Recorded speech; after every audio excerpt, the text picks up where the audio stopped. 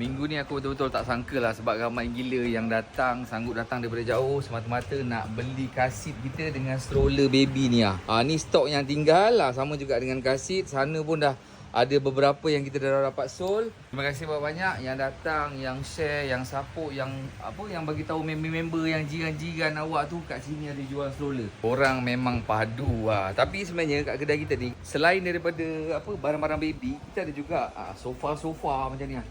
Sofa, kita ada sebelah sini kita ada almari baju. Rak-rak ni, rak kasut ada. Rak display yang macam ni pun ada. Barang-barang Cik Ikyah lagi. Kalau kat atas ni tengok ni dekat atas-atas ni pun barang-barang elektrik lah ni.